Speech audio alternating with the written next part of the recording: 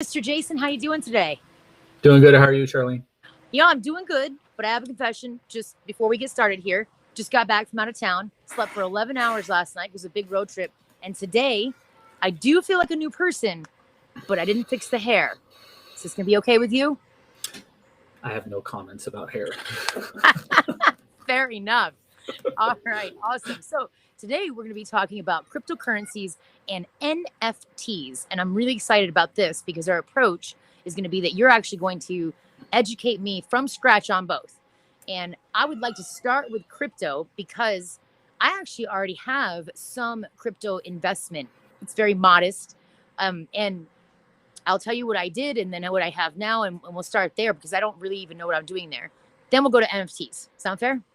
Perfect. All right. So, crypto. Uh-oh. You could probably hear the noon bell. Let me see here. Is that too loud for you? No, I can hear it, but it's not too loud. Okay. That'll only go off once. Small towns. Okay. So, for cryptocurrency, what I did, I think it was about 3 years ago now, I put $100 into Coinbase and signed up for that. And over the last 3 years, I went from $100 down to $70, down to $20. At one point, it got down to like $5. I was like, well, that was a great investment. Then it creeps back up again. And now it's just under $400. And it's just it's a little wild. And it seems like some years it goes way, way down. And some years it jumps up for like a second and then goes down again. So that's my experience with crypto. When I remember to log into Coinbase, which is like once every 4 months, that's the pattern I'm seeing. So what's up with crypto? What is a cryptocurrency? Why is mine doing that? And tell me everything I need to know about it. Yes. So cryptos encompass all the cryptocurrencies that are out there right now. Bitcoin, Ethereum, Dogecoin, all the other stuff that's out there. Right. A cryptocurrency is a tokenized asset that's hosted on the blockchain. And I'll have to explain what that is I have to in a second. Camera, but I still will be here. My bandwidth today is iffy. Okay, but I'm cool. Okay. So we cryptocurrency is a tokenized asset that somebody can use to buy and sell stuff. It's another form of currency. The whole promise of cryptocurrency, though, is that it's not controlled by any federal governments or any federal reserves worldwide. So, excuse me, that's why people like the allure, or at least in part, that's why people like the allure of cryptocurrencies, because it's not controlled, it's decentralized. Ah, okay. So it's not controlled, it's decentralized, it's a digital asset, but is it money? Anything can be money. As long as it's agreed upon by enough people. Trading cards can be money. Back in the day, beads and gems were money. Gold, silver, US dollars, euros, Chinese yuan. Anything can be money if enough people agree to it. So yes, it is a form of money. Okay. Well, I need to interrupt for one thing, though, because you said anything can be money if enough people agree to it. Now, it seems to me like not a lot of people are agreeing that cryptocurrency is money right now. So is it money yet? It is, and that's changing rapidly. So I first heard about Bitcoin probably 2013, 2014 timeframe when I was working on an investment newsletter. And the guy I was working with, the guy who hired me, he was talking to me about this cryptocurrency and the Bitcoin and how he bought Bitcoin and was going up a ton. And I was like, I just didn't understand it at that point. And that was a mistake on my part because I didn't invest in it, because I didn't understand it. But having said that, you should understand cryptos to a degree if you're going to invest in them. Not every single nuance, not everything about the blockchain, not everything about decentralized finance, all the stuff we're going to probably talk about today, but you should at least understand the basics. It can be used as money. That's rapidly changing. Companies like, to illustrate that, companies like, this is for another investment newsletter, companies like Visa, MasterCard, American Express are allowing cryptocurrency transactions now on many of their cards. They're partnering with various platforms to do this. And so if you have, let's say, 100 Bitcoin or $100 worth of Bitcoin, right? Hi, puppy.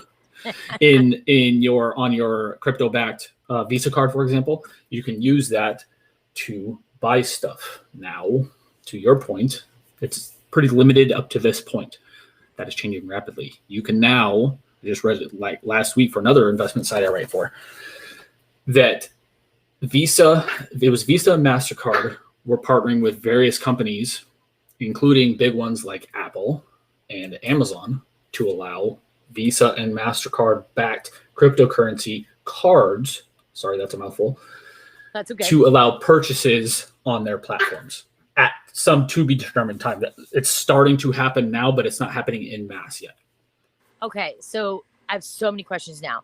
First is that if I get a card like that and I can use my crypto, I'm not sure would it be smart for me to do so, because the problem that I'm seeing with my cryptocurrency is that on any given day, it could be worth an actual dollar or it could be worth less than $1. I don't exactly know what I'm going to be paying for. I'm sorry, I don't know the amount I'm going to be paying. Yeah. How to equate it to the US dollar. Do you know why I can't figure that out? Is that a murky question? That may be murky. No, you can't figure that out because the price of, for example, Bitcoin, it changes every day. It goes up and down every day, just like the US dollar currency does. But the US dollar currency for us Americans doesn't really change in value on a day-to-day basis. $1 yesterday will still get us $1 worth of stuff today, barring things like inflation and price rises and stuff like that. However, if you go to Europe, for example, from the US, me and my wife went to Spain a couple years ago. The exchange rate was not good.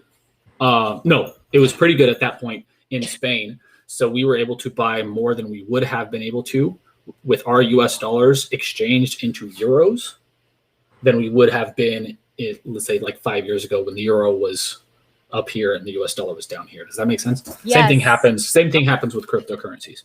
So it's not that cryptocurrencies are unique in the going up and down in the value. I think what I'm hearing from you, though, is it's unique that it's going so extremely up and down. It's so volatile right now. Yes. And I will say the value and the price are two different things. The price is what's kind of going up and down, kind of crazy. The value doesn't really change much over time. Or it does slowly, but the price goes up and down crazy. That's what you're referring to.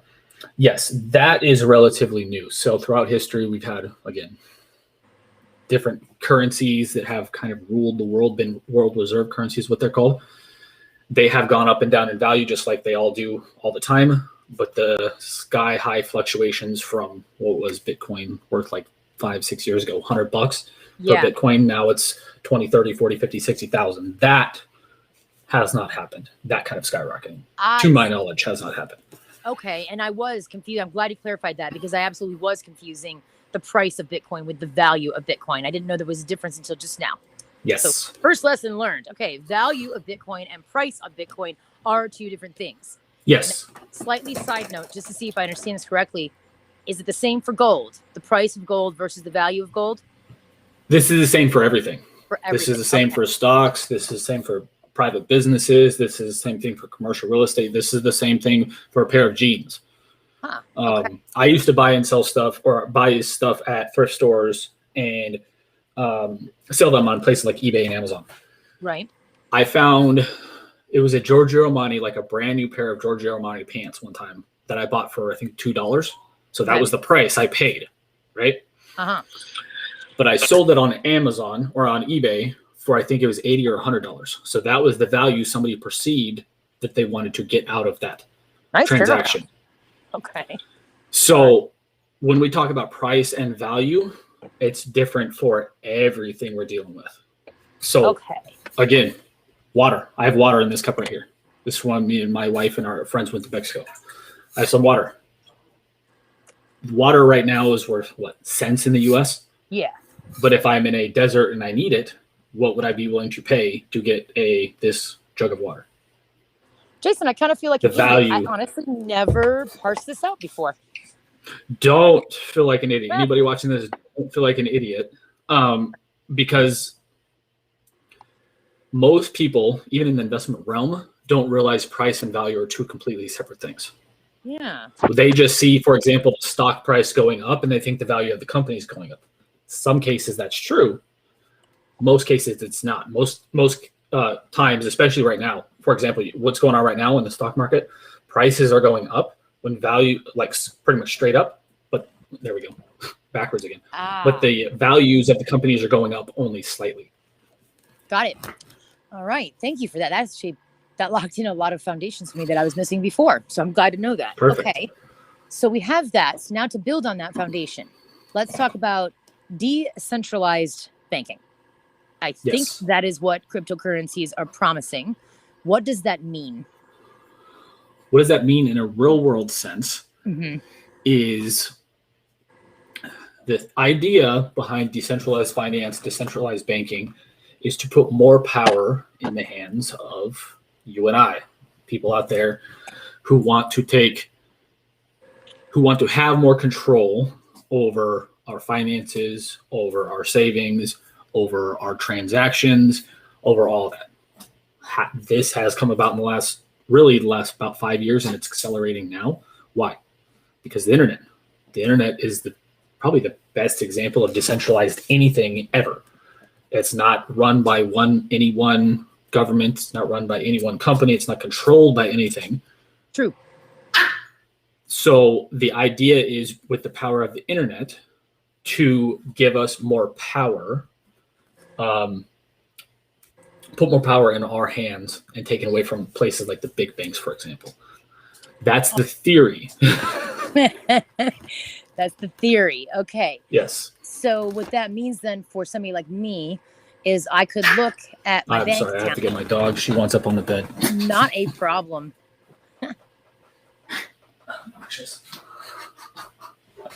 And actually, while we're taking a mild break here, welcome to the live stream. If anybody's on this stream, I can't see right now due to some technical limitations. But actually, do we have anyone yet? Yes, we have people on. I don't see any comments. We are checking the comments. All right. If you have any comments, questions, anything you want us to talk about, let us know. And I am watching the comments today, although we are having problems with Facebook comments, just to let you know. We can't see them most of the time for some reason. We don't know why. We can't figure out why. So if you're watching, the best place if you want to comment is probably go to YouTube, because we can see the comments on YouTube. Yeah, and let's explain the camera for a moment. It's not allowing me to go back on camera. We're going to carry on, because what we're going to do is anyone that's seeing this live will also get the recording. Anybody who's not also will get the recording. The recording will be edited. So we'll see Jason anyway as the teacher here. I am less important. Jason is the knowledge here. So we definitely want to make sure he can be on camera. All right, so we've got decentralized banking now, or at least in theory. So for somebody like me, I think what this means, and tell me if I'm wrong, is that I can look at my bank, I can look at my business account, and I can look at my personal account, and I can see, okay, they're going to charge me X fee for doing a thing. So I can say, do I want to pay that fee? Or I can say, do I want to put it in Bitcoin and get around that fee? Is that what that means for me?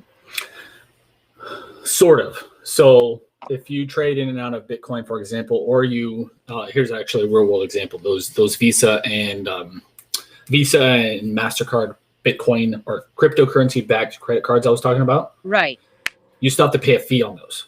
Okay. Those fees don't go to necessarily the banks, the big banks, but they go to, I think it's like a 2% fee on Visas. MasterCards are about the same. And then American Express has a slightly higher swipe fee. It's called a swipe fee. You still have to pay those fees. So it's not a way to get out of fees per se. That's not part of the promise. The main promise is, along with the decentralized part and putting more power in our hands, is that it would be backed by the blockchain, which the blockchain, I'm not going to get super nerdy. Oh, we're going to get into that in a minute, because I actually heard about that as well. We'll get into there. We're going to dive into that. Okay, perfect. I'll just do the short example here. So the blockchain will essentially be able to track and encrypt every single transaction that you make. So again, let's say you have water, and I want to sell this to Charlene. If this was encoded on the blockchain, it would notice that transaction and keep a ledger of that transaction. That I learned this phrasing from one of the investment newsletters I used to write for. It would keep track of that transaction on the ledger. So no matter how many times it's transacted, you will be able to keep a record of that. Why is that important? because then that can help you eliminate fraud. It can help you find out if you've been stolen from, who stole it from you. Again, that's the theory of the blockchain. Okay. And while we're on this, so I will reiterate that with a simplistic statement. What you just said there was, in theory, with cryptocurrencies, transactions will be a lot more secure because we can actually track the entire life of the product that's tied to that transaction. Correct? That's Correct. what you're saying? Okay. Correct. All right. Now let's talk about blockchain in general and what that is. Now that I'm going to ask you first. I know a lot about that because it actually goes into my wheelhouse, which was the tech stuff that I used to do. So what is blockchain exactly? Go deeper into it. We already talked about why it's important, but let's talk about the nitty gritty. Let's first talk about blockchain. I'll ask you questions one by one. Okay. What is blockchain in depth? Okay. So we already talked about like what it is in theory, what it's going to do, blockchain. This is where things get exciting for me, is because cryptocurrencies they're cool. They're all that stuff. Hey, Deb, thanks for watching. Thanks for commenting on. She said, now I'm on YouTube.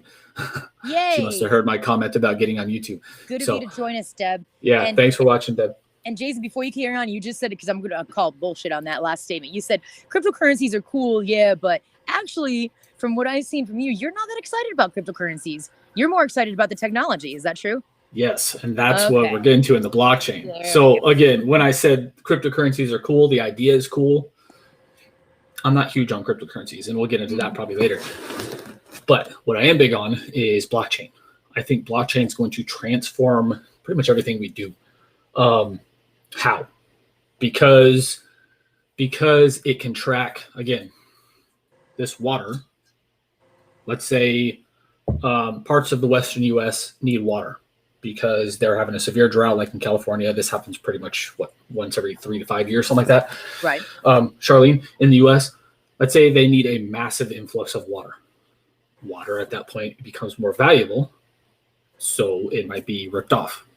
Right. So if there's a transport of water, again, yes, I know water is not a great example because it's very heavy. It's hard to transport. The economics aren't great. Just go with me on this. I'm going with you. I like it. But let's say you have a huge transport fleet of vehicles transporting water from, let's say where I live in Florida, to California. It's ultra valuable. It's going to a place that needs it, so they want to be able to track it. If before or now, if that gets lost, let's say in Texas, there's no way to really track what happened with the water. Right. Who had it last? Who had it last? Exactly who had it last? Exactly what time they had it. This is how in depth the blockchain again is in theory. Exactly who had it last. Exactly where its last known location was. Exact details of pretty much everything. Right. Right now, if somebody were to steal that water, you couldn't figure out probably who it was unless there was some kind of massive water exchange somewhere, black market water exchange. But with blockchain, you could track that exactly where it was. So, for example, if the driver was the last person known on the blockchain to have it, you would probably go ask him first, what happened to this massive shipment of water? Did it get lost? Did they get in a car wreck? Did somebody steal it? What happened? But blockchains are being built out not just for agricultural examples.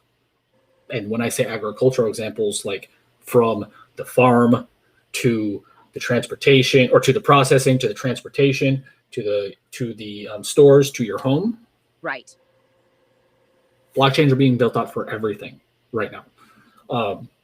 Financial transactions for mortgages, things like mortgages, and any kind of contracts, any kind of contractual agreements. So let's say, Charlene, I were to hire you tomorrow and we signed a contract, that could be hosted on the blockchain. So in theory, it would make things easier to facilitate and make there would be less fees because there would be less headaches for both of us. We wouldn't have to deal with lawyers because it would be kind of right there, especially if it was vetted, if the contract was vetted by a lawyer first. One of the key things here about this part is that blockchain technology, this tracking of transactions, is Yes. tracking the item or service itself, but it doesn't necessarily have to be tied to personal identity, because Yes. Bitcoins are all not tied to identity. I either have it or I don't. Yes. So it comes down literally to computer language, zeros and ones. This is why it is infallible in theory, because it can't be hacked. It can't be changed. I mean, this is a literal step-by-step permanent stamp on the transaction of that item or service. Is that correct? Correct. But why do we keep saying in theory, people might be wondering? Right. I was going to go there next. Well, before we go to the why in theory, because I want to do this. This will, I think, concrete the example. Let's use a vehicle as an example. We have things like CarMax, and we have vehicle titles and things, because we can buy it from CarMax, we can get the title on it, say that vehicle was in an accident. Well, that's easy to track now, because due to blockchain technology, we can see the transaction of that vehicle, and then track it with what we know as humans to put the pieces together. However, because it is not necessarily tied to identity, no one, in theory, can lie about the history of that vehicle, because the transactions tell the truth no matter what. Yes. So correct. Now with the vehicle example, why do we keep saying in theory? Because here's one of my rules in finance that I kind of learned. I don't remember where I learned this from, but if anybody says anything is always true, never true, or impossible, They're all you absolutes. need to, yes, the absolutes in anything, you need to be very careful. Yeah. Because with blockchain, the theory is and was that it's impossible to hack. I just last week, maybe 2 weeks ago now, saw an article where $640 million Bitcoin was stolen out of a bank or something. I can't remember what it was. And they can't figure out who took it. Right, because it's not tied to identity. Yeah, because it's not tied to identity. So there are gives and takes here. The main promise of blockchain is that it will eliminate most fraud. Yeah. Most of these issues, it in theory will eliminate, because it's hard, because it's encrypted, because it's harder to track or get a hold of, all that stuff. Nothing will ever fix this problem permanently, though. But it still does need to be tied then back to human common sense and our existing business processes in order to double back it, so to speak. Yes, exactly. Right? Yeah. Have records, have duplicates, have redundancies, all that stuff. Yes. So if anything, I would trust a transaction more if somebody said to me, let's use blockchain technology for this, for all of our tracking. I would actually trust that more, because then say, okay, we're going to use that. Then we're going to use our processes. We're going to get lawyers involved. We're going to do our contracts. That, to me, does solve the majority of the fraud that we're exposed to now. Yes. Yes.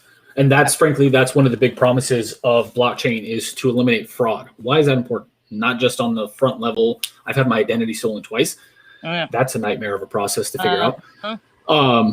But it could stop, in theory, again, it could stop that kind of stuff. So the person who stole my identity, they would be far easier to track, and it would be far harder to get a hold of the information in the first place. Again, why is that important? Not only because it eliminates the headaches from the millions, tens of millions, hundreds of millions of people every year who have to deal with some kind of online or internet fraud or identity fraud or whatever, all the frauds out there that are perpetrated online. It'll eliminate, I've seen estimates between 70 and 90% of those kind of frauds, which will save us all an enormous amount of time. For these businesses and for business owners, it will also save an enormous amount of money as well. How? How will they save money? Yeah, how? Yeah. If you can eliminate 70 to 90% of fraud, companies like, for example, I think it was American Express, had spent like $10 billion a year to secure their stuff. Yeah. If they only have to spend $1 or $2 billion on that, that's $8 billion more dollars they can reinvest in the company, pay dividends, do whatever they want. Which is great. Anytime a company can do that, we want them to reinvest in the business. That is a great thing to happen. Well, and then that means they can hire more people, they can reinvest in the business, pay dividends, do whatever they want with the money. That money isn't wasted, essentially, on trying to prevent fraud. Right. It's actually reinvested at a higher rate of return. So it's more of a, it's more proactive than reactive is probably how I'd put it. So overall, it's smart. Based on what you're saying, it's really smart for all businesses, at least most of them that I can think of, to have a look at blockchain, to see, talk to somebody like you, or maybe even an expert in blockchain. I know that's not exactly what you focus on, but you know a lot about it. And look at the options here to see how can they cut their costs. Because if they can cut their costs, it might make the difference between barely staying afloat to we're in the green now. I mean, it could make a big difference for these guys. Oh yeah, no, over time, I think blockchain is going to transform the world and how we transact, and specifically how we transact things. Yeah. And again, the more efficiency there is in any process, but specifically the more efficiency there is in this process in transacting anything. Right. The more money companies make, which means all the other stuff we just led to, that could also mean not just in theory, this has happened throughout history. The more efficiencies there generally are in an industry, the lower prices go as well. So it could help consumers, could help all of us as consumers as well. I love it. I have two next questions. Before I get into them, let's check for any comments. Are we hearing from anybody? I don't we are see live, any guys. on If anybody would like to YouTube. jump in, ask anything you want, put any comment in there you want. We will periodically check. This is a very interactive conversation. Yeah. Okay. And perfect. again, I'm not seeing any comments on Facebook, guys, but if you are, we can't see the comments on Facebook sometimes. Sometimes we can, sometimes we can't. We don't know why. So if you want to ask something or comment on something, make sure to check out the YouTube stream as well. Well, while we're at it, I hate to keep digging on Facebook, but I do want to make this clear. Not only can we not see comments on Facebook, but Jason and I have been talking about Facebook as a viable platform in general. And right now, it's still a conversation in progress because one of the other issues that we're having is Facebook will not allow us to post a link to his masterclass that explains everything he knows about finances. They say that it's actually against community standards. Now, we have reached out. We've spoken with Facebook several times. They're not easy to get a hold of. And even then, it's really difficult to have a conversation with a live human. So they simply just keep saying we're fraudy. We are not. We don't know why we're blocked. Yeah. So that is why Facebook is limited to us overall. I hope that makes sense. Yeah, and I'm glad you brought that up because, we've been trying to share links with you guys. We can't share any of our links. I even had one of past masterclass students try to share a link with me on something he was trying to get help with, and he couldn't share it from his platform. So we did something at some point, or we've been blocked for some unknown reason at some point. We're trying to figure it out, but at this point, we're not putting much faith in Facebook, unfortunately, because we have other options. Service we have other options. We'll go down those roads. So, all right. So here's the next question. It's going to tie into the one right after that. So the next question is, how do we tie? Let's just make sure we reiterate what blockchain technology is and why important that tracking is with cryptocurrency. So here's my rudimentary understanding. Cryptocurrency itself is the item that is being tracked. It's the money that's being tracked using blockchain technology. So Jason, if I want to sell you some of my Bitcoin, I can sell it to you and that transaction will forever be there. It will know that it went from me to you, well, my number to your number, since it's not tied to our identity. Yeah. Now, when we look at cash and coins, that's not trackable. Once that gets out into the economy, we have no idea who has that $1 or $100 bill. We never can track it. So this is interesting because we can not only reduce a lot of the fraud, but having that trackable ability really means that the person that's buying this stuff has more buying power and insights over to the history of that cryptocurrency. Is that correct? That is correct. So let's use your vehicle example. Yeah. Let's say not only did the car, you're wondering if it got in a wreck. What if you're buying a car from somebody down the street and you don't know if they actually own the car? Yeah, there you go. With blockchain, you would know, you could see this person's name matches up. Well, not this person's name. Well, using our processes, but yes. Yeah, using the processes, you'd be able to match up, is this the rightful owner of the car or is this stolen stuff? Right. And again, stolen stuff could be boats, could be boat motors. I live in Tampa where there's a lot of boating. You see every once in a while about boats or motors getting stolen. If those have chips in them. It's a big one. Yeah, firearms. Yep. If these have chips in them which is coming with the Internet of Things, no matter whether you like it or not, it's coming. Right. There will soon be microchips and everything. You'll be able to track who had that last, all that stuff, and you'll be able to know, is this a legally obtainable item or is this stolen? And eventually it'll probably be even things like biometrics and hand encoded stuff, things like on firearms and all that stuff. But that's a different story because that's more futuristic. That makes sense, though. I mean, I do feel like that is the direction eventually, we're all heading. Now, let's talk about cryptocurrency Let's talk about why it got my attention. I was reading at the time about countries overseas losing their money, their existing money, and their economy collapsed. We've seen it happen in Greece a couple times. We've seen it in Egypt. Actually, we've seen it in a lot of countries over there where people, once they have that situation, now their money, whatever that is, their currency is worthless. But if they have cryptocurrency, it's unaffected by that, as long as that cryptocurrency is accepted by the vendors that they still want to do business with. Is that correct? That is correct. But that gets us to a problem that we talked about, as long as it's accepted by enough people. Yeah. That is becoming truer every day. Bitcoin, all cryptocurrencies are being accepted more places, more merchants everywhere.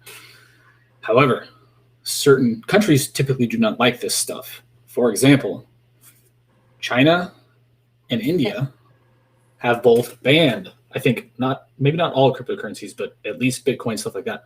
Yeah. It sounds like a crypto police state masquerading as security. That is, that's from the critical thinking.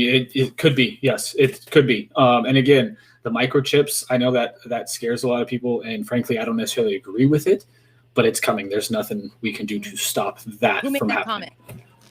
Comment? Critical thinking on YouTube asked that. I like it. I like that critical thinking. I do, and that's a great point because again, I don't know if you've seen the movie Minority Report here in the U.S. With Tom Cruise back in the day. It was a great movie. It was. I really like that movie too. But there's a lot of scary stuff in there, and a lot of that stuff is coming true to a degree in various different forms. For example, in that movie, you had the eye scan to get into the building or whatever towards the end of the movie. That's happening. I mean, you can do that with your iPhone now. Oh, we have biometrics now. Yeah, exactly. Biometrics is here already, and it's going to get even more prominent as we go. Again, whether that's right or wrong, good or bad, that's just what's happening. It's going to happen. Well, we're about to dive into the more negative side, the paranoia side. Maybe it's paranoia, maybe it's not. We're going to dive into some of the fears around it, and then come back around to positive points. The reason I want to touch on all of these things is because if somebody like me is looking at investing in cryptocurrencies, they should be aware of everything. And some of the fear, in my opinion, is simply that. It's simply fear. It's not fact-based, but some of the concern is valid. So we have to be aware, Well, and to get back to the China and India thing, let's go back to that. This is one reason I haven't invested in Bitcoin or any cryptocurrencies at this point, because I've studied history. I know that governments, when their currency comes under stress, they do everything they can to fight against that, because their currency gives them power over their government, taxes, the people, all that stuff. Yeah, it's literally what makes their country run. Yeah. So, for example, before we get back to China and India, the U.S. dollar hasn't always been around. Back in, I think, the Civil War ruined the greenback was the currency at the time, because the U.S. Spent so much money and was so much debt after the U.S. Civil War. They had to create a new currency because the greenback defaulted. I don't know if it was a technical default like some of these other countries we're going to talk about, but I do know they had to get rid of that currency, and they implemented the U.S. dollar years later to take the place of it because the currency came under too much stress. How does that relate to China and India? They have outlawed, to some degree, and I think India banned all cryptocurrencies, banned them. You can't transact in these things. Well, again, that's what they say. Yeah, that's what they say. Yeah, there's ways around that. Yeah. And again, is that right or wrong? I don't think it's right, but it is what it is. It is what it is. And again, I expected that because of the history I've studied. Are more countries going to do that? Probably, frankly, because they don't control it. If the U.S. government, for example, they don't directly control U.S. money supply because the Federal Reserve does. It's an independent entity, which it's not, but they say they are. Sure.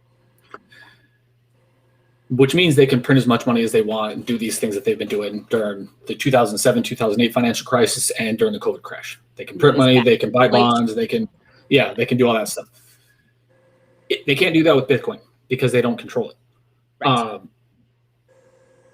that's why until that is more situated to me, that means Bitcoin and the other cryptocurrencies are more of a speculation. Again, technology is fantastic. I'm fascinated by the technology.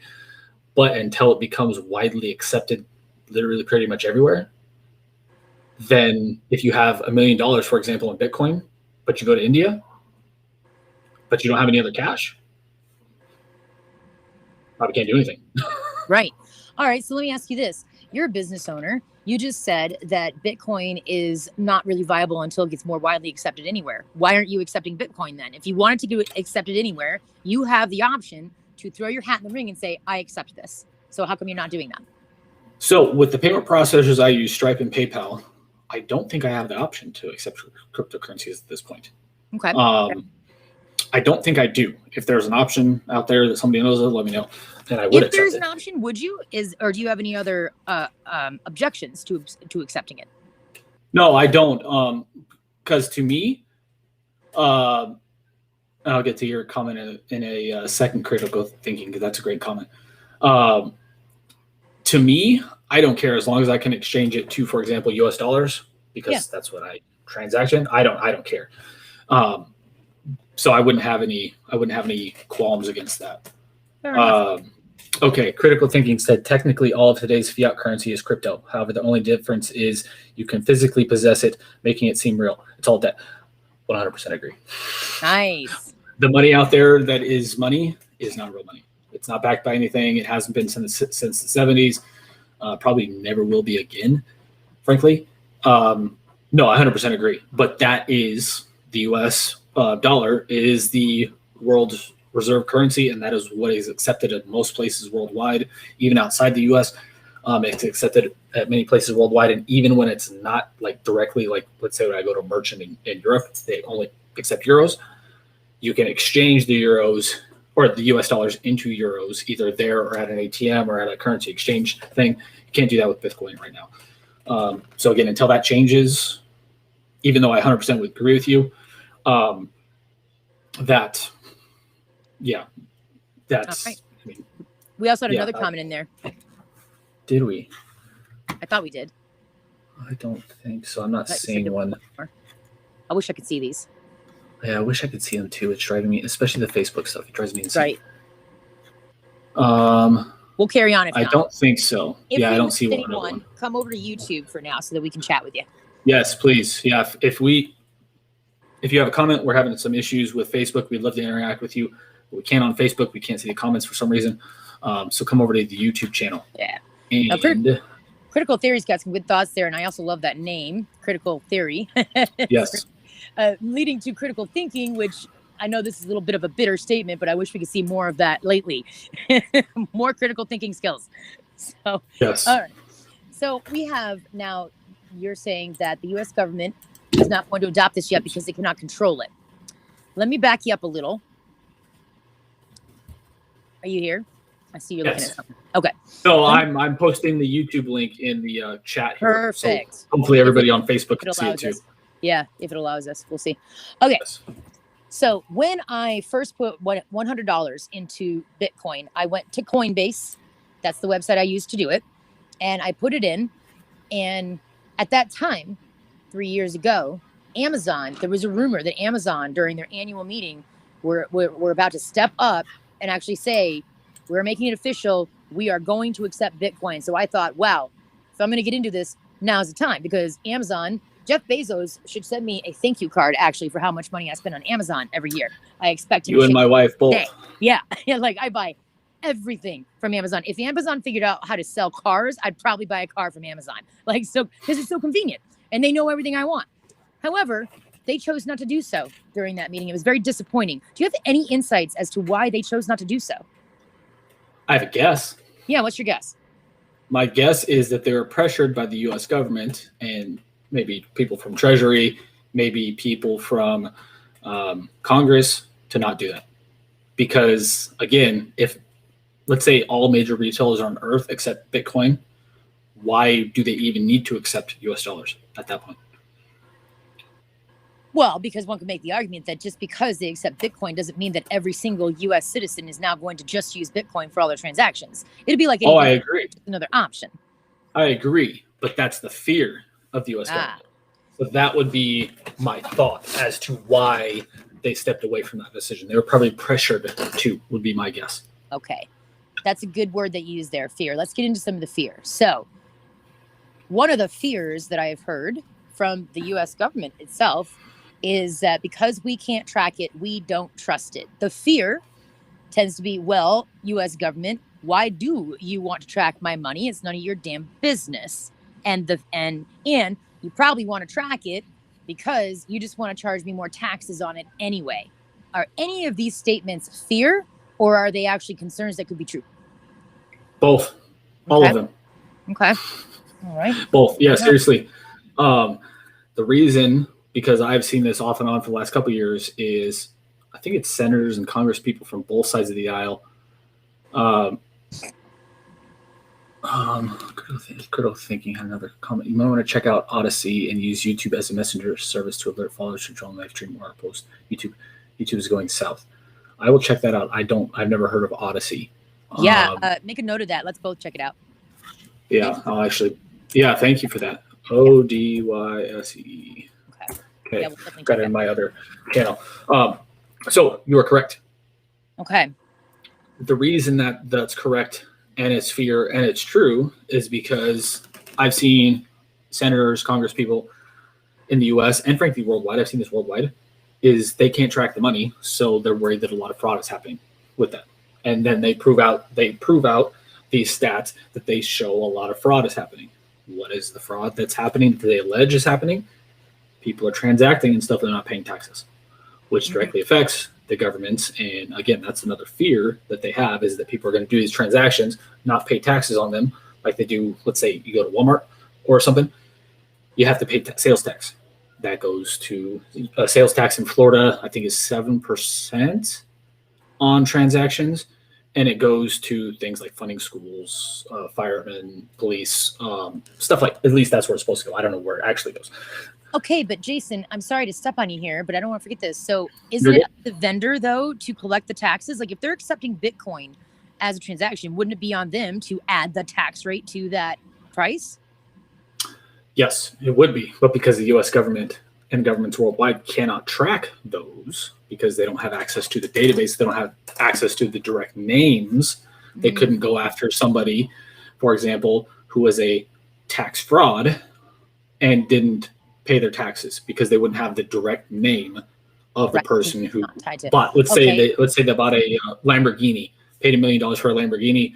The government would want their taxes on that, and they couldn't track that because they wouldn't have the identity. They'd have the what is the PIN number, or the number, the ID VIN number. Yeah, VIN number for the transaction. Okay, and then another tax question. If I were to take money out of Bitcoin, I haven't done it. I leave it in there. It was only $100 and now it's up to 400, 500. I don't even know what it is today. All right, but if I were to take it back out, do I have to pay income taxes on that? You're supposed to, yes. I think there are some limits on the transaction size, but to my knowledge, again, I'm not a tax expert, if you've owned any asset for less than 1 year, you pay what's called a short-term capital gains tax if you have a gain on it. Okay. If you've owned it for longer than a year, you pay what's called a long-term capital gain tax, and that's typically lower. I think it's short-term capital gains tax is something like 30% now, and it's the long-term is 15%, I think, but it keeps changing all the time. So you pay a lower tax rate, but you still, again, technically should pay taxes on it if it's over a certain amount. I think it has to be over a certain amount to pay taxes on it. Okay, and say it was over that certain amount, but I don't take it out yet. It's just sitting in Coinbase. It's just sitting there as cryptocurrency. I don't owe taxes on it at that point. It's only when I actually transact it, right? Only when I actually convert it and pull it out. I think as soon as you sell it. Okay. That next year or whatever, you're supposed to pay taxes on it. Again, if it's over a certain amount. Okay, that's going to bring me to a whole nother slew of questions. Let's make sure we don't have any new comments. Because I get a lot of curiosity about cryptocurrency because I'm thinking about putting more money into it, to be honest with you. I just really want to talk through this. So when I sell, then of course it'll be, if it's a certain amount, if it's capital gains thing, then I'll have to pay the taxes on that. Okay. Mhm. I get that. Now, what if no, here's my question. This might get a little complicated. I've already paid taxes on this US money that I put into cryptocurrency. I got it somehow. I either got it through my business or I got it through somebody gave it to me. But in theory, though, I've paid taxes on this money. So how can I be taxed again?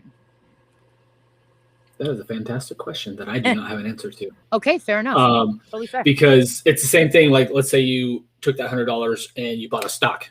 Right. You've held it for however long you've held it, and you sell that stock, and it's a long-term capital gains tax. You already paid money on the front end on the money that you earned. Then you have to pay again when you sell and you have a gain. So it's the same thing. Okay, so some things never change. Taxes are taxes. Yeah. Yep. Death and taxes. Death and taxes are the only truth. What is it saying? The death and taxes are the only certainties in life. That's correct. Is what the thing is. Yeah. All right. So I didn't like what I was seeing when Bitcoin was going down. I'm sure anyone that invests in the stock market can relate to this. So I don't like when the stocks go down either. But I like it when they go up, as long as I want to sell. Would you recommend that I start putting more significant amounts of money into Bitcoin? When I say significant, I mean, I'm looking at how can I invest $5,000 a year into Bitcoin, and should I do so?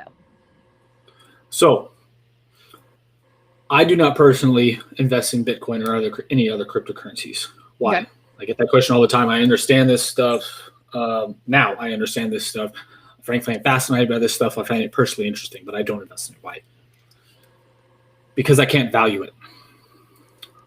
Because it doesn't produce cash flows. So for me to value something, it has to produce cash flows. So for this reason, I don't invest in Bitcoin for the same reason I don't invest in gold and silver, because I can't value them. Okay. What does that mean? Bitcoin could be worth $1 million. It could be worth $1 million, or $1. It could be worth $1 million. I don't know. Right. So am I buying, let's say, and again, I don't know what the price is today, 40,000 US dollars per Bitcoin? Is that a good price? Right. I don't know. Okay. Is it overvalued? Is it undervalued? I don't know. And if I can't tell those things, I personally don't invest in them. However, what I do say to people is if you want to invest in Bitcoin, cryptocurrencies, these kind of things, make sure you invest only what you are 100% comfortable, or only what you are comfortable losing 100% of. Okay. Meaning if you invest $1,000 into it, you're not going to get kicked out of your house. Right. Because you lost that investment. Okay. Whether that's $1,000, whether that's $50,000, whatever it is. I view these as of right now as more of a speculation, which is fine if you want to speculate, but you need to be comfortable with that risk of losing potentially all of your money. Again, the reason it's more of a speculation to me than an investment is because Bitcoin, it goes up and down, not based off of real world fundamentals like companies do, like stocks do, like commercial real estate, like that stuff do. And yes, those can be emotional, which is happening right now in the stock market, I know. Sure. But in general, over long term, stuff like that goes up and down based on the fundamentals of the underlying asset, the profits, cash flows going up or down. But Bitcoin, you can't track that. So everything is based off emotion and speculation. And what happened in the news today with Bitcoin, is Bitcoin being banned in another country? Is it being used as a currency? I think was El Salvador is accepting Bitcoin. It's all based on emotion. It's not based on the underlying fundamentals. For the most part, there are fundamentals, but they're kind of vague. So that's why I don't invest in Bitcoin personally. Okay, let's talk about banning and go through what exactly that means. So my understanding is that when a country bans Bitcoin, what that guarantees is that vendors and businesses are prohibited from accepting Bitcoin as a currency. So therefore, legally prohibited, yes. Okay. So, but if you're savvy enough, you can go on, you can use proxy, you can buy Bitcoin, you can do that. But what it means, I think, is that you are then forced to do business outside of that country. You have to go to other countries that are actually accepting that. So basically we're talking about, maybe talking about tangible objects, but we're talking about the purchasing itself needs to be done outside of that country somehow, probably through electronic means. Is that what you mean? Yeah, or on the black market, something like that. This was what was happening in Venezuela. Hmm. They when they started, what was this, 3 or 4 years ago now? That's crazy to think about. Yeah. But when they were having their issues and they first started kind of their economic collapse, Right. I think they banned U.S. dollars because U.S. dollars are transacted a lot down there, Right. like it is in a lot of South American countries. They banned them to stabilize their currency. So what a lot of people did that had U.S. dollars is they did it in the black market. They transacted in the black market in U.S. dollars. Because our U.S. dollar was still worth more than their currency, I think. Yes. Okay. Yes, it perceived as to have more value. Yes. Got it. Okay. Yes, because they're dealing with hyperinflation and the currency going away and all the crap. Back to that perception, and you're right. I have to get my head on that. Perceived value and actual value are not the same thing either. Okay. Correct. Okay. Yeah. So that, I mean, I can guarantee, especially with the internet, like you said, if people are savvy enough, you can figure out how to do just about anything you want online. So I guarantee, for example, in India, people are still transacting in Bitcoin and these other cryptocurrencies, but it's not legally allowed. It's just done on the black market. Okay. And it definitely, when they ban cryptocurrency, it most certainly, one could say it harms the advancement of cryptocurrency itself. I mean, if countries are banning it, well, then it makes it difficult for other people to accept it. So banning, if you're a crypto fan and you want to transact with cryptocurrency, banning is bad. It's not going to help the efforts at all, right? Yes, but I don't think it'll slow it down completely. I honestly don't. Even if every country on earth banned Bitcoin right now today, would it slow it down dramatically? Yes. But do I think the technology and the want of people to get into a different currency other than, for example, US dollars, I don't think that would stop anything, especially with the internet. Okay. All right, let's talk about another argument here, a slightly different side. What if somebody says, look, I don't mind paying taxes. I am a person that really does want to pay taxes. I think that with them being involved in our schools and our roads and everything we use taxes for, this is a good thing. It helps our neighborhoods and it helps our maintenance, and even income tax. I don't mind paying that. I don't know who says that, but somebody might say that. All right. So what if they say that and they say the U.S. government does have a point? They should be able to track these currencies. They should actually have a hand in it because taxes should be protected. They're actually here to help people and fund all of our services that we have come to know and enjoy. So cryptocurrency would harm that. What would you say to that? It's a good question. I would say that in the U.S., and we are one of the weirdo outlier countries when it comes to this. Yeah. Our taxes are taken out, and again, I don't know if this is worldwide, but for this example, I know our taxes are taken out when we earn the money. So we don't even see the money. It depends on what state you live in, too. Yeah, it depends on the state. Yep. But in general, and I don't remember what the exact study said, but I remember seeing a study years ago that the U.S. is one of the only countries on earth that has mandatory taxes where most people, like I think it was like 90% of people in the U.S. pay their taxes. Yeah. And most other countries that have compulsory tax rates, people kind of do it begrudgingly, or it's like a low rate, or they do it stuff in the black market. It was some insane stat. So in the U.S., with that in mind, I don't think it would change much because most people would still pay their taxes because the IRS is probably historically the most powerful policing agency in the United States. Got Al Capone, got all these other people on things like tax fraud. Some of us like to refer to the IRS in the United States as legalized mob because that's exactly how effective they are. Yeah. They, in the U.S., you don't mess with them. So I don't think in the U.S. it would matter much. So other places where tax rates or where taxes are compulsory, but people don't like paying taxes, I think it's a bigger problem. How do I mean that? Because if, again, let's say 50% of all the population in a certain country is using Bitcoin and they don't want to pay taxes on it, and they choose not to pay taxes on it, and they can figure out how to do that without getting caught. Right.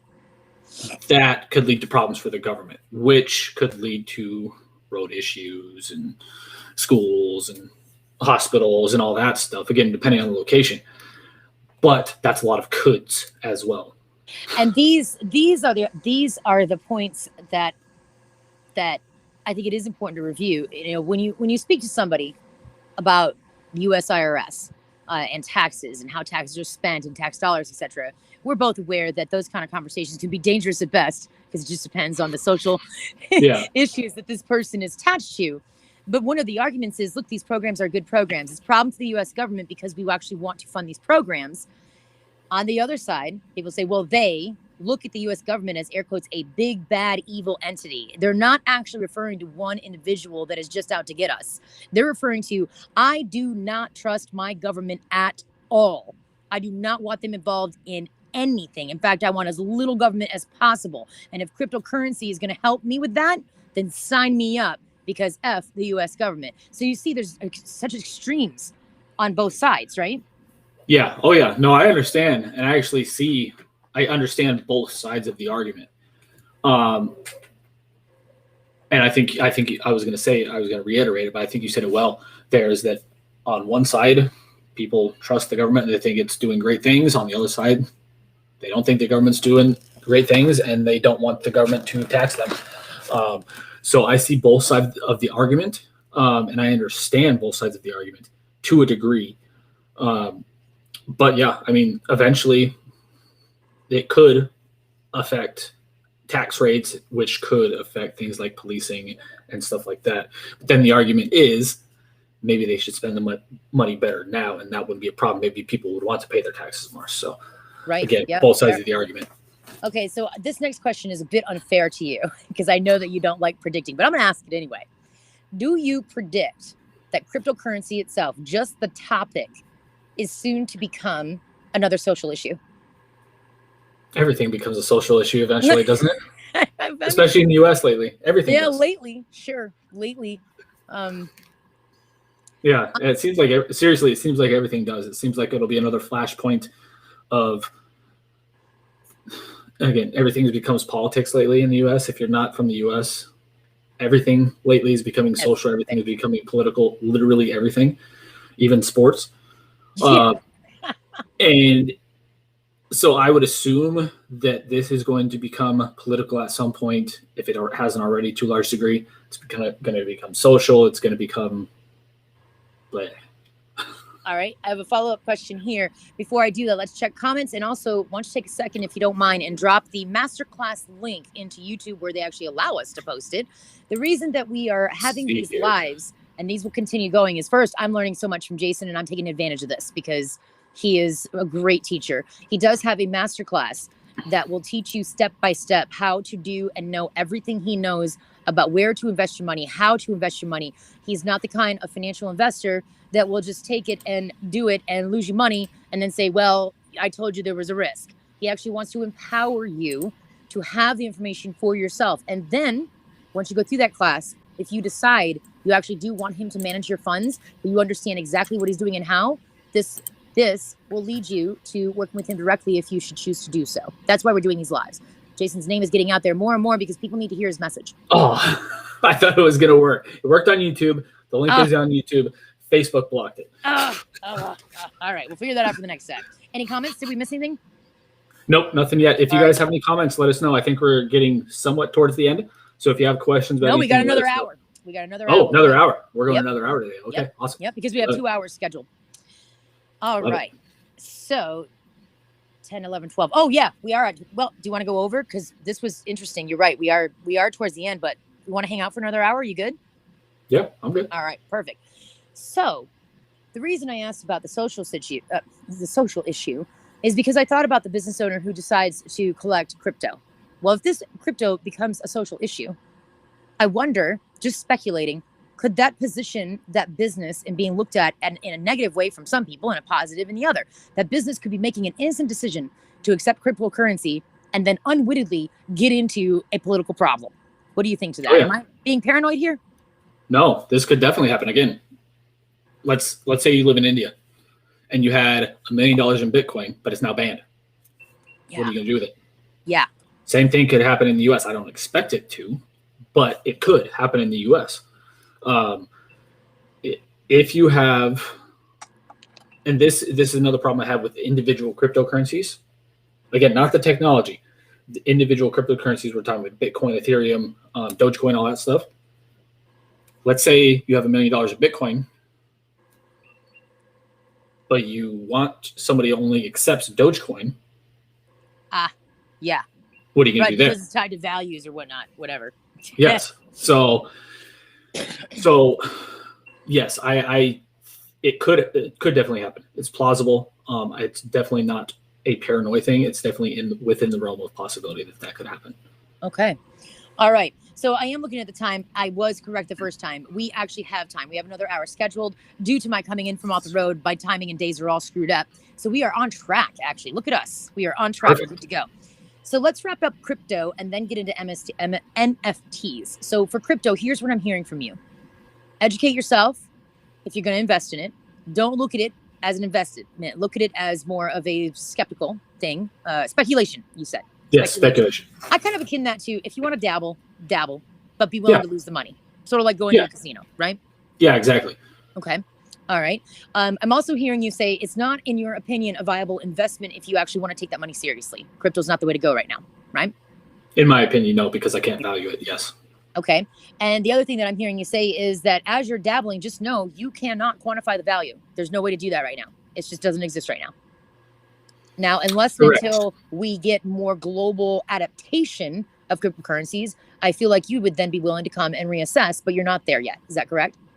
Yes. And yes, I'm sure some people will either be watching this now or the replays and say you can value Bitcoin and stuff like that. I know you can to a degree. But I've personally talked with people who are specialists in this industry now, and they say it's incredibly difficult to near impossible to value stuff. And these are people that I trust enormously and respect enormously. So that's another reason why I view it more as a speculation than a long-term investment in my terminology, the way I look at investments. Hey, totally side question. I swear I'll move on. Has Warren Buffett commented on crypto yet? Yes, he has. What is his opinion? Him and his right-hand man, Charlie Munger, they've built Berkshire Hathaway from, well, Buffett built it from $100,000 investment to, at last check, it was like $500 billion company. Yeah. They both hate it. Okay. Charlie Munger has a specifically strong take on it. And I don't remember the exact quote, but he said something along the lines of it's worthless and dangerous. I don't take it that far because, again, to me, it's like any other speculation, right? Which I don't invest in anyways. So because I see them as dangerous. But the reasons they don't like it that much is for the reasons I've outlined. You can't value it. All the other stuff that we talked about. But Charlie Munger's biggest problem with it, to my knowledge, is he views it as a complete speculation, like any of the big speculations over the last 100 or so years. The stuff that was going on during the Great Depression, the housing stuff in 2007, he views it as that kind of level of craziness that's going on. So that's another reason he thinks it's going to hurt a lot of people. Okay, makes sense. All right, so here is my conclusion for myself. I've decided that I don't need any more junk from Amazon. So I'm going to chuck $100 a month into Bitcoin and just do that periodically. $100 for me, I can spend more than that on Amazon anyway, and it will reduce the junk that I have, and it might make me a little bit more money if I'm just dabbling. I think that's what I'll do. Do you feel like, I know that it's hard for you to answer this, but you feel like that's a common sense approach maybe? Yeah, I do. And actually that's not out of the realm of, how did you word it? That's not outside of common sense. Yeah. To me, just like with gold and silver, and I'd lump cryptocurrencies in the same category. If you have 5 to 15% of your investment portfolio in those things, that makes sense to me. Yeah. Because you want to be diversified, you want to have other assets in case the US dollar crashes because of all the debt, all that stuff. That makes sense to me. If you have like 50 to 75% of your portfolio in these things, that's scary. That's scary. Okay. Because of the huge fluctuations that are going on. And again, the lack of valuing it, the potential of bans, all the uncertainties that are going on that we already talked about. Well, we'll tell you, when I saw it going down and down, if I had significant money in there, I would have thrown up multiple times, and I would have. Oh, yeah. That would have been way too risky. So I get it. Okay.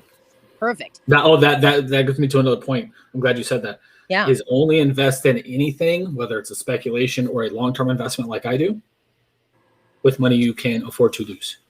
Anytime you invest anything. Okay. So you should never be kicked out of your house because you lost an investment, stuff like that. It should only be what you're comfortable losing.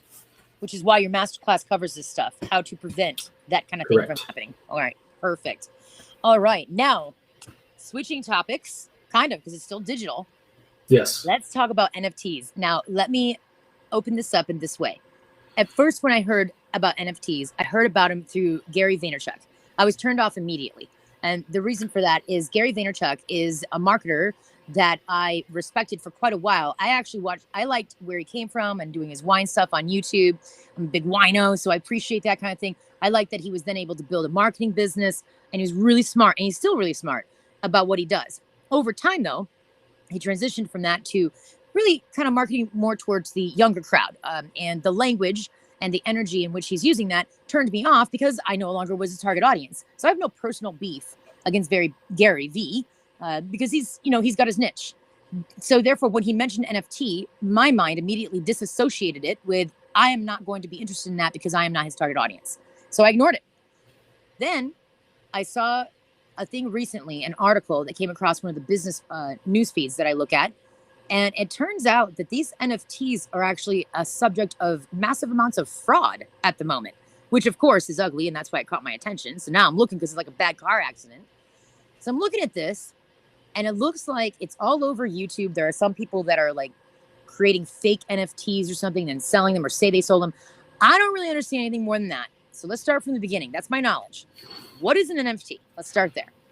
NFT stands for non-fungible token. I don't know why they picked that name. Yeah, right. That's like fungus. Yeah, I don't know why they picked that name. But the way I like to think about NFTs is it's back when me and my brother were kids, we bought and sold and traded like baseball and football cards. Oh yeah, okay. To me, that's what like an NFT is. That or a piece of art. Well, shit, my husband has a metric shit ton of baseball cards. I'm tracking this. Yeah. Okay. Yeah. So to me, that's what it's like, because you have an asset that maybe only 1,000 people, for example, can have worldwide. And then you can buy, sell, or trade that with other people for other stuff. Now, this is a digital asset, though. I'm going to make that clear. Yes, this is a digital asset, though. Correct. Okay, what is it? It's not a physical trading. Is it like a picture or something? So it can be pictures, can be drawings, can be, I think there's even music out there. NFTs. But I think most of it so far are things like pictures, graphics, stuff like that. Okay. Who creates these things? Anybody. So Coke actually created their first NFTs last week, the week before, and they are raising money. All money from the proceeds of the NFTs were going to go to help the Special Olympics. Cool. Yeah. So these can be anything. And they had several different, I think there were 4 different ones. And one of them was the way they worded it is a reimagining of a 1950s era, one of their most iconic vending machines from the 1950s era is a reimagining of a picture of that. Oh, okay. I like that. I like that in theory. Yeah. So they sold that, they raised money, and they sent it to the Special Olympics. So musicians are doing this kind of stuff. Sports teams are starting to do this kind of stuff. So another example for the sports people out there, Sports Illustrated has done these for probably decades now.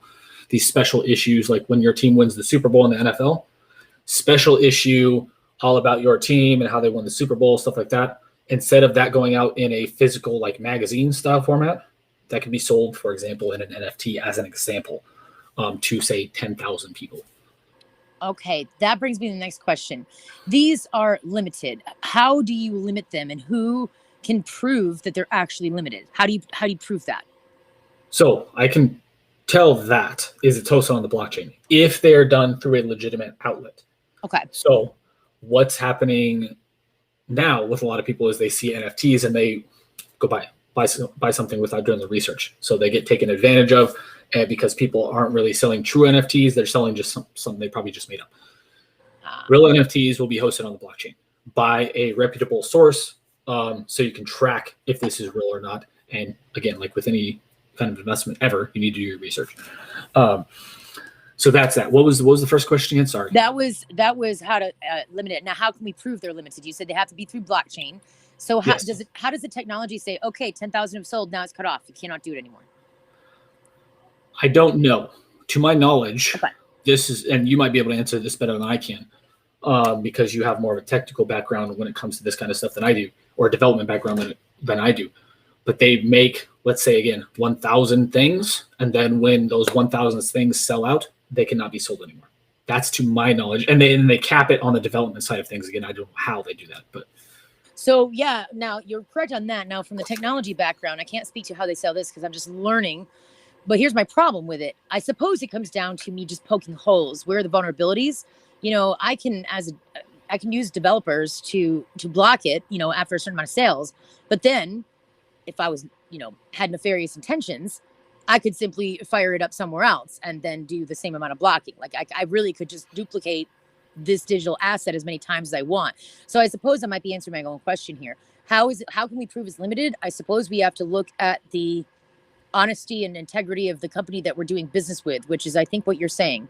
Do the research. yeah, Right? yeah. Okay. And I mean, is this like a piece of art? How do you know, unless you're a high level art connoisseur, how do you know you're getting a real Leonardo da Right, Vinci or a knockoff. or are you getting a knockoff? Yeah. Okay. Trust and verification, authentication, all that stuff. How is that going to work in the digital space for a digital asset that you have only one of these 1,000 things and it wasn't a reproduction?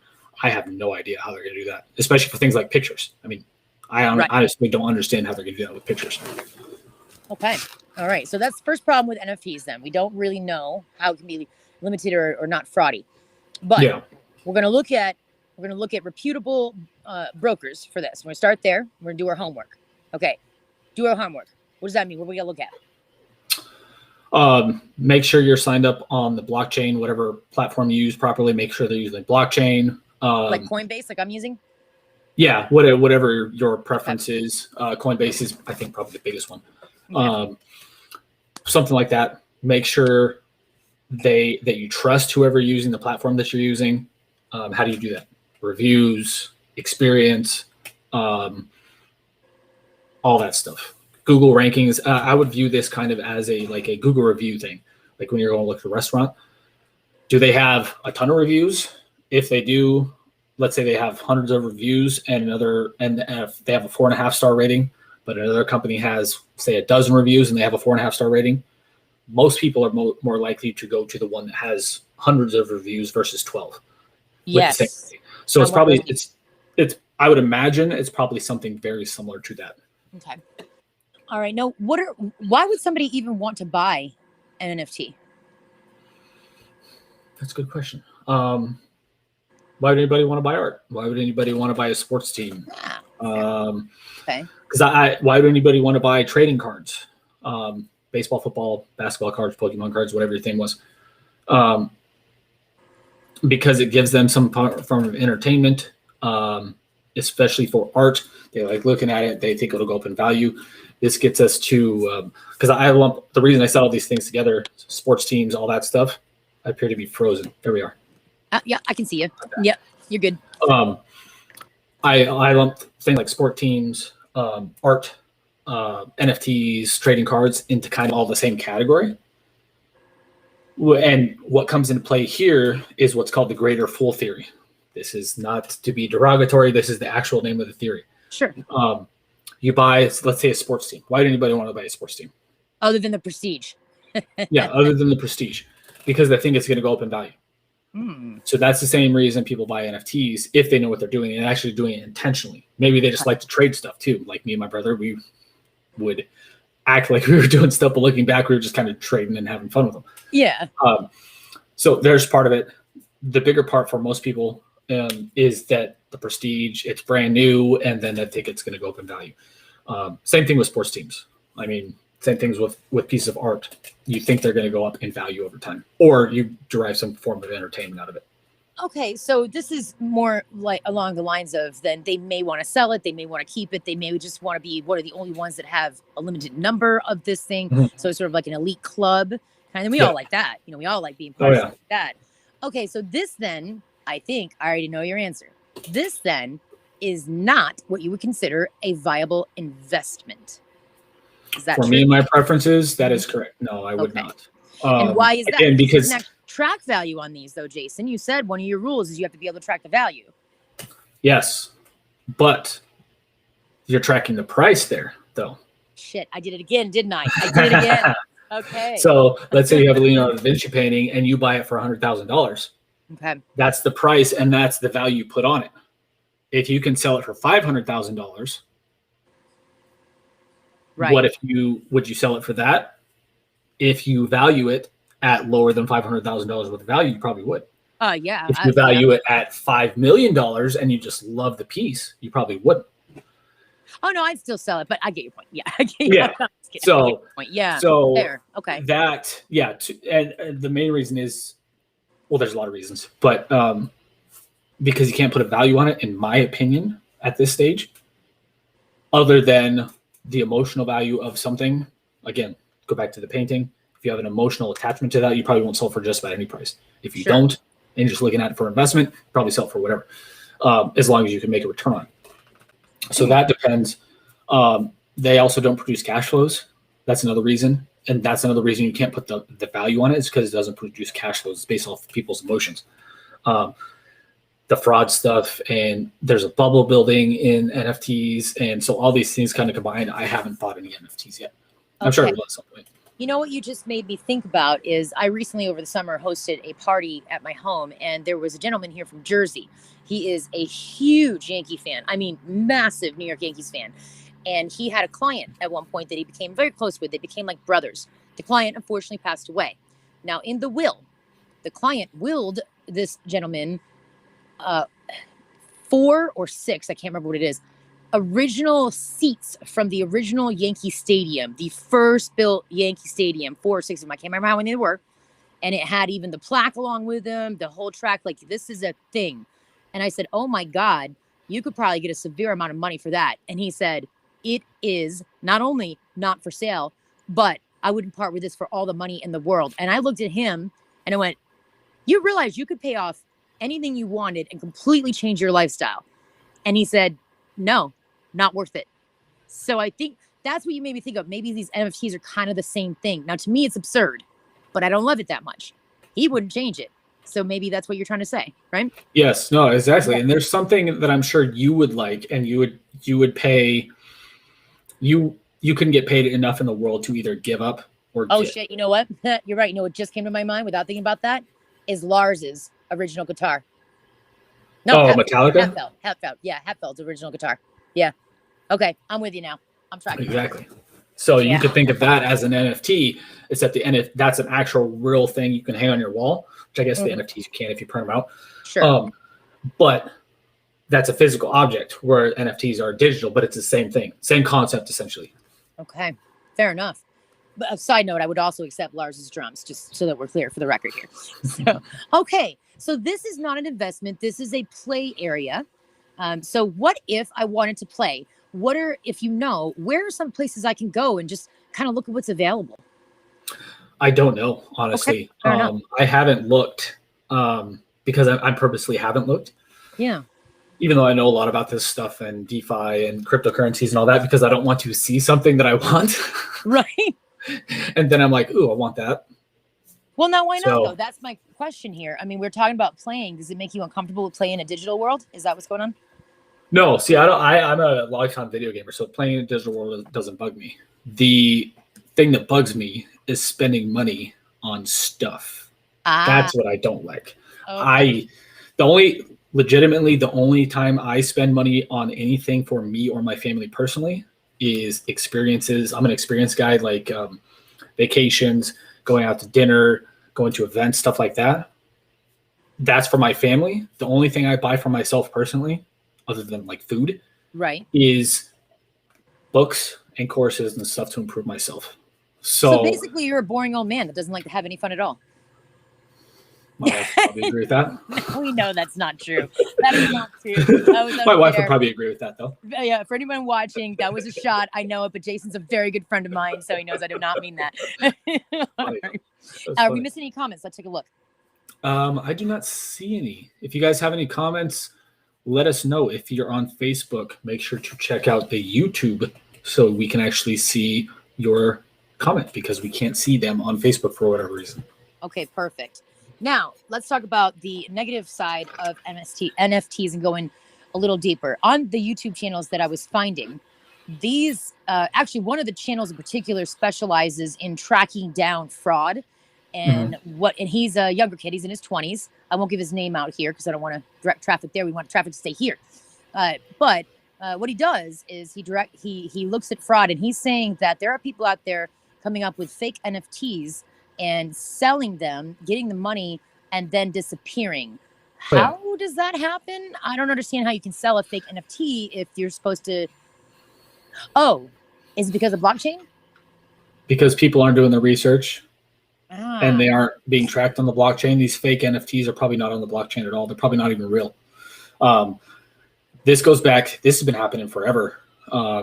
Best example I can think of is snake oil salesman back in the 1800s, early 1800s. People were in pain. They wanted to fix an issue, and they were willing to try literally anything to fix their issue. So people would buy them, or they would buy from these less than trustworthy salesmen. They were desperate. Because they were desperate. Now, that's not necessarily the case in NFTs, True. But there is probably a desperation if you care about this stuff and all your friends are getting NFTs and you want to get an NFT, but you don't necessarily know where to go. You want to get on it because it's cool or whatever the reason is, and you don't do your research, and then you just buy from some rando on the internet. Just a modern day version of snake oil salesman to me. Got it. Okay. So we have time here, and I'm excited that we do. We're going to utilize this time. Let's now switch, and we're about to see how good Jason is because he has no idea we didn't even review this. But I trust Jason, you can handle this. Let's talk about meme stocks. What in the heck? Because I feel like it's in the same kind of family here, but tell me if I'm wrong. What in the heck is a meme stock? They're kind of in the same family a little bit to a degree. Okay. A meme stock. Wrong. Okay. A meme stock is something like GameStop, AMC, other stocks that were going up based on what was happening on Reddit and other internet sites, with people essentially getting together and saying they're going to push this stock up through the moon, or whatever the saying was. That's what a meme stock is. It's driven largely by people on the internet, specifically on groups like Wall Street Bets on Reddit specifically. Okay, so we know memes itself are all internet derived, and people create them, and they're supposed to be fun. Tesla to the moon, critical thinking. Yes, thank you for that. Yes. Okay, so that's where meme stock comes in. So does that mean I'm supposed to interpret it as I suppose a less than serious stock option, or I should just know, for me, if it's a meme stock, it might mean the serious money's not really taking it that seriously. Is that correct? I would say that's fair to a degree. Some of these meme stocks actually, and I don't know the stories behind them, but some about chicken tendies and stuff like that. Critical thinking, you might have some thoughts on that. I don't know. Some about chicken tendies and some of the other stocks, they actually have stories behind them, which came from a meme, which is why they get the name meme stock. Another reason they get the name meme stock. I don't know the full stories in transparency. I don't, because I'm not on those sites. But I do know some of them come with stories.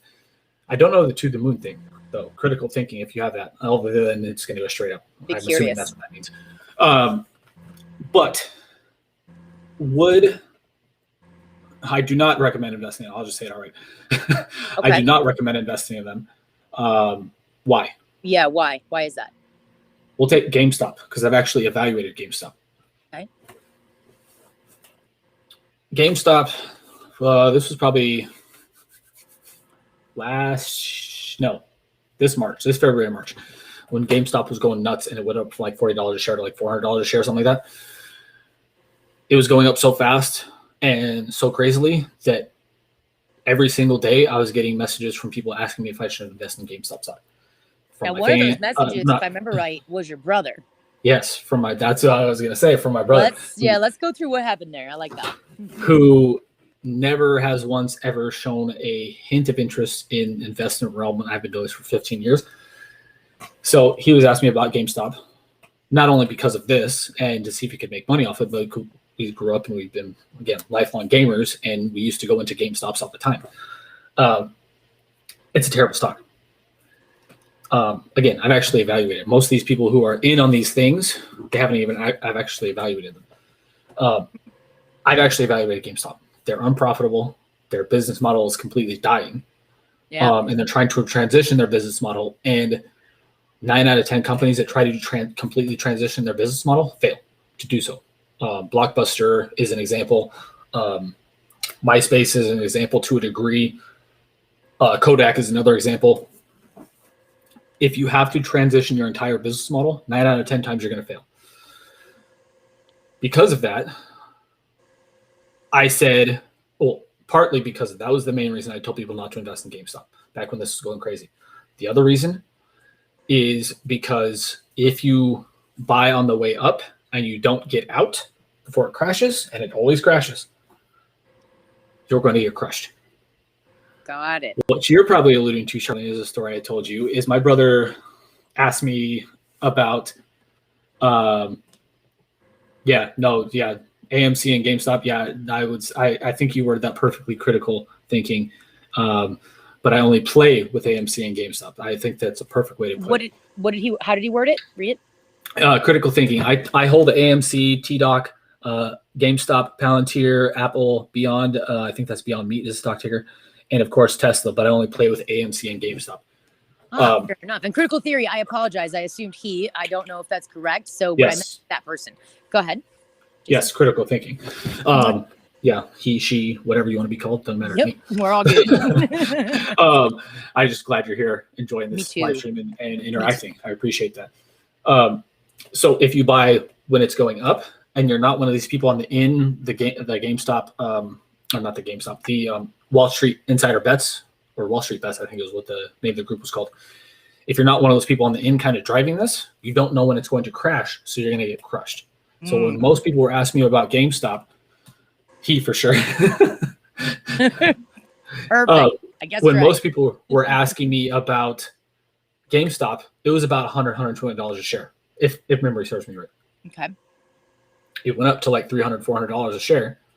And then people, so they would have bought probably like between $150, $200 a share. They would have seen a huge gain. Of course, when that happens, people are like, oh, blah, blah, blah, blah. I lost all this money because I didn't invest. And then it crashed badly when it did crash, because again, there's always a crash in these situations. When it did crash, lost a lot of money. So I sent my brother, after I saw it crash, I sent my brother a text, because I'm a smart ass older brother. Said, "You're welcome." That's all I said. "You're welcome." And he said, "For what?" He said, "For helping you not lose a lot of money." So that's those two reasons, GameStop actually being a terrible stock, in my opinion. And the bigger issue, them not probably being able to transition, even though, again, I hope no business fail, because I'm a business owner myself and I love businesses and business. I don't want any businesses to fail. I don't short sell ever. If you haven't seen my other videos, I don't short sell ever. So I don't benefit off any of this. Yeah. But in my opinion, based on what I require, it's not a great stock. So helping to save people a lot of money, because it's not a great stock, and because if you don't know when to get out, and nobody does, 100% of the time, nobody does. Not even the best traders are. Probably George Soros is probably the best trader ever. He's not great at timing the market consistently. You can do it probably every once in a while, but if you try to time the market consistently over long periods of time, you're going to lose. So those two reasons I tell people not to invest in meme stocks. Okay, so would it be fair then if I were to think about that and say, well, because I understand Jason's approach to investing, if I were to invest in a meme stock, I should then use the same caution and rules that I would apply to NFTs and Bitcoin. I have to be willing to lose the money. Is that fair? Yeah, and that's actually what I told everybody I invest, or who asked me. Only invest in these stocks if you're 100%, if you're comfortable losing 100% of that money. Okay. That's what I told everybody back in, again, I think it was February, March when this was going on. Because again, I've been doing this so long that people, I typically give them advice and they typically don't like it, or they don't listen to it, which I don't take personally anymore. So I always throw in, if you are going to invest in this, because I know that they pretty much will if they're going to ask me about it. If you are going to invest in it, be comfortable losing 100% of your money. or be comfortable with the thought of losing 100% of your money. Has anyone ever gotten mad at you for advice that you've given? Yes. Almost every day on YouTube. How do you work through that? I mean, that never really occurred to me until just now, Jason, because we do know each other so well. And I have the benefit, like the people who work with you and go through your masterclass, of knowing that you're trustworthy. So I don't get mad when you say, no, this is a bad investment. How do you handle it when people say that they are mad at you because of it? First off, I don't understand that mindset. When people get mad at me for they ask me for my advice, and I'm going to give them my advice. I don't understand that. Right. If they didn't ask me for my advice, and let's say it's just because all the videos we do on YouTube are requested by viewers. Right. So let's say they weren't the one that requested the video, but they own the stock that I talk negatively about. Now it's personal. Now it's personal to them, which again, I've never understood, because even though I view these as long-term holdable assets, I don't have sentimental value to any stock or any company I own. Right. Even my own, frankly, I don't have any sentimental value, although it would suck if things kind of crash tomorrow. I don't hold, I would figure something out and do something else. Okay. So I don't understand that mindset. But how do I deal with that? Typically, and this probably won't surprise you, logically. Yeah, makes sense. And I say, hey, and this is legitimately what I've written word for word on several people, saying I was wrong about investment, or I hope you're wrong, or something like that. And I said, truly, I hope I am wrong. I don't want any business to fail. I don't want any stock to go down. I don't short sell ever. So I don't benefit from this. I'm just going based on what I require for the investment portfolios I manage. I'm giving you my thoughts on this because this was requested by a viewer. So I do it logically. How do I deal with that emotionally? It used to bother me. It doesn't anymore. I don't know if it's because of time and experience. I don't know what it is. It used to really bother me because I'm a pretty likable person. Yeah, you are. Very approachable.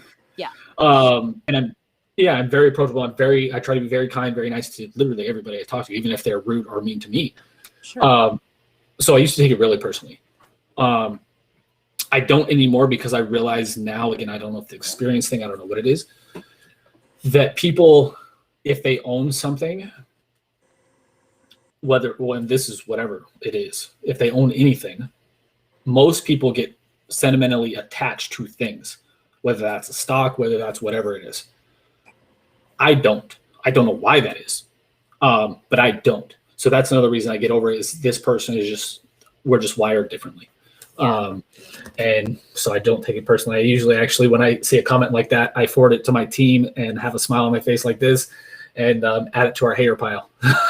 You know what you should do? You should totally create on your website a hater wall. I have done a video on YouTube about some of the haters before, and this was like more serious stuff, like not people just disagreeing with me, like people, one person literally, this was years ago when I did still take stuff personally and when I didn't know anything about online marketing. Yeah. I was marketing my own book on my own website and somebody told me to go kill myself. Oh my God. because I was the devil or something like that for promoting my own book on my own website. I took that personally because, again, that was years ago. But I don't anymore. Yeah. So, but I did make a video about some of the haters we've had before. So I bet that was funny. I'll probably do another one at some point. There you go. I bet that was funny. Well, Critical Thinking has another comment. Sorry. Oh, yes, please. Yeah, I was going to say, look at the comments. I think that wraps up my questions for now. Yeah, Critical Thinking has another comment. My rule is only gamble 5 to 10% on meme stocks. I would say, yeah, if you're comfortable losing that money, that makes sense. Good rule. I like it. And it's a nice, modest number. Yeah, it's not. Yeah, if it was like 50, 75%. Yeah, maybe we should stop. 5 to 10%. Well, here's better than spending money on random crap on the internet. Well, yes. I'm telling you, when it comes down to that, that's why I've actually lately been more interested in what can I do with sort of play investments, because I'm looking at the monies that are coming out for entertainment and things that we get for a household. Yeah. I'm not saying it would be smarter to invest in this stuff, but at least the chance of it making some money is better than buying a tangible item and it just sits there. When you have a better chance of winning than going to a casino too. This is a fair point, but I'm still not going to the casino. For some reason, it's different for me. I don't know why. Couldn't tell you why. Casinos. I used to go into them quite a bit. We went into one. Me and my wife went to New Orleans, and I was in a casino for the first time. The Harris down in downtown New Orleans, and we lost like $60 in 20 minutes. And I told my wife, I was like, this is why I don't like gambling. This is why I don't gamble anymore. Well, because the problem is, as business owners, we can actually calculate how much time and effort it's going to take to earn that money back, and then how much time and effort it'll take to actually make money on that money we lost to begin with. Yeah. Yep. Exactly. It wasn't fun. I would rather personally spend it on food, thinking about it now, or investing.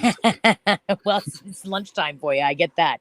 So with that in mind, I have no more questions. I do want to highlight the masterclass. The thing I didn't ask you today, or a question I should have asked about these topics that you would like to have covered before we wrap. I will say actually one thing. You brought up Gary Vee earlier. Yeah. I like Gary Vee. I don't watch his. I went on this huge phase where I was listening to him stuff nonstop. And I don't as much anymore. Same here. Both for similar reasons as to you. But I will say, if anybody is trying to hype up or sell you anything and they're not specifically in the arena, you need to be very careful. Ooh, smart advice, Jason. Because they're probably trying to sell you something. And again, I'm not saying Gary Vee or I've seen Peng Joon talk about cryptos and NFTs. I'm not saying they're doing anything fraudulent. I am saying if you're going to listen to them for any kind of investment advice whatsoever, because they're not in the investment space, you need to be very careful. Love that advice. So that is the only thing I would say, is whoever you're watching, because a lot of people are talking about it now, watch it with a grain of salt. Yeah. Yeah, I like that. No, that's really smart. Yeah, consider the source. Would you want to learn about brain surgery from your dentist, or would you like to go to the actual brain surgeon that does it? Yeah. Well, and here's another example is, on that route is, if you needed brain surgery, would you rather go to somebody who does brain surgeries all day, every day, or somebody who just kind of plays in brain surgeries every once in a while? Yeah. Fair enough. Wow, when you do it that way. All right, fair enough. Okay, so why are we doing these lives? Let's wrap it up with this. We've got this masterclass. You have put together an awesome class, even for someone like me who came in to your world with zero financial investing knowledge or experience. Even I have been able to learn from these tactics that you're teaching. And you've done this on purpose. You've done this because you want to empower people like me to have more knowledge, so that they're not running into an issue with a snake oil sales guy or a nefarious, investor, somebody that just tries to overtalk them, right? Yeah. So what is in your masterclass? What are we going to learn? So in the masterclass, you're going to learn how to find, evaluate, and value great stocks fast. What do I mean by that? The processes that I've developed for the last 15 years and are in the course helped me evaluate 3,943 stocks in 40 days. And sorry, Critical Thinking has some great comments over here. The only loyalty I have is my portfolio. Companies are for profit, and so am I. I dump after the pump with a thumbs up. That's a love great it. point. And then if I needed brain surgery, I would go to Elon Musk. He may be the only person on Earth. Yeah, that's pretty fair who I example. would That's go pretty to fair for exception. that. Because he legitimately taught himself rocket science from learning from books. Yeah, pretty sure he could figure it out. He's probably the lone exception on Earth for that. That's a great way to make us look like fools, Critical Theory. Well played. That's awesome. I love it. But so you learn all of that in these processes that I use to evaluate 3,943 stocks in 40 days in 73 countries. Why is that important? Because the more stocks you are able to look at, the higher chances and the higher probabilities you have of finding great stocks fast and investing in those stocks. I did that I evaluated the stocks in 40 days during the COVID crash last year. And if I was able to buy, I was not able to buy because the market shot up faster than it's ever gone before. But if I was able to buy the 7 stocks I found after researching those stocks, that I absolutely 100% was confident to buy for the long term, I would have been up 99.8% in the portfolios I managed last year. Wow. Which is very good. Yeah. The average investor does about 10% per year. I do in the first 9 years of my career about 23.5% per year on average. In the first 9 years of my career, which legitimately makes me one of the best stock pickers in the entire world over the last 9 years. So okay, you learn. Go ahead. That's you when you have the experience. So what do you mean by fast? Do I have to go through this course for 12 freaking months before I can even look at a stock? No. So one of our students, Damien, who you and I are both familiar with, Charlotte, we went through 4 1-hour training sessions together. And he was able to, after that, from zero knowledge in finance, other than he liked finance and business and want to learn about it, to evaluating stocks by himself in 4 1-hour sessions. Wow. Okay. Now that's my kind of time frame. Actually, that's a lot better. So if I want to get in the game now, I'd rather it be now-ish rather than much later-ish. All right. So we got stocks. What else is in your course?